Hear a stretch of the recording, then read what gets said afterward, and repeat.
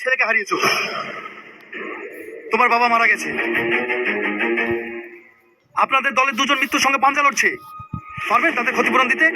কে চালাবে তাদের সংসার? কে দেবে ছোট ছোট বাচ্চাদের মুখে অন্ন তুলে? আপনারা এইসব সংঘর্ষ বন্ধ করুন। তাই আজ থেকে আমি চাই আপনারা সংঘর্ষ বন্ধ করে বন্ধুত্ব করে তুলুন। তাই শাহিন এবং শ্রাবণীর বিয়ে দিয়ে আপনারা আত্মীয়তার বন্ধনে অটুট হন।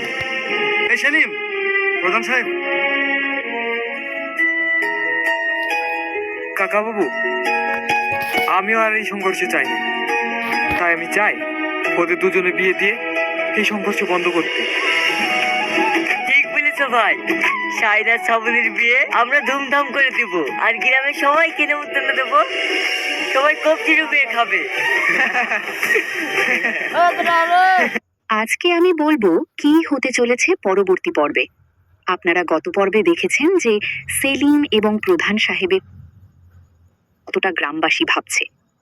পরবর্তী পর্বে দেখা যাবে শাহিন আর শ্রাবণীর বিয়ের আয়োজনে পুরো গ্রাম মেতে উঠলেও পর্দার আড়ালে নতুন ষড়যন্ত্র শুরু হবে। ইয়াসিন, যার সাথে শ্রাবণীর বিয়ে হওয়ার কথা ছিল এবং যে থানায় যাওয়ার প্রস্তুতি নিয়েছিল, সে এই অপমান মেনে নিতে পারবে না। সে তার দলবল নিয়ে নতুন করে ফন্দি আঁটবে কিভাবে এই বিয়ে ভাঙা যায়। ইয়াসিন তার বাবার কাছে গিয়ে বলবে যে এই বিয়ে হলে তাদের বংশের সম্মান ধুলোয় মিশে যাবে।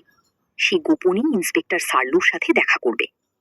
ইন্সপেক্টর সার্লু, যে কিনা 12 ঘন্টার মধ্যে সেলিমকে অ্যারেস্ট করার চ্যালেঞ্জ নিয়েছিল, সে দেখবে সেলিম এখন গ্রাম্য প্রধানদের আশ্রয়ে আছে।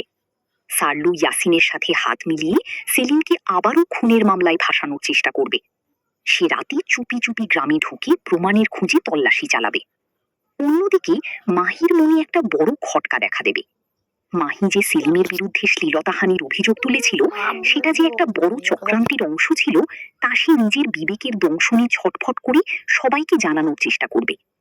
মাহি তার বাবাকে বলবে যে সেই রাতে আসলে কি ঘটেছিল এবং কেন সে সেলিমের বিরুদ্ধে ওরকম জঘন্য মিথ্যা কথা বলতে বাধ্য হয়েছিল। এরপর আমরা দেখব বিয়ের আগের রাতে যখন ধুমধাম করে উৎসব চলছে, গল্পের পরবর্তী মোড়ে দেখা যাবে সেলিমের সেই ভাবি, যে তাকে ভুল বুঝে বাড়ি ছেড়ে চলে গিয়েছিল, সে ফিরে আসবে। সে এসে মাহির গোপন সত্যটা সবার সামনে ফাঁস করে দেবে।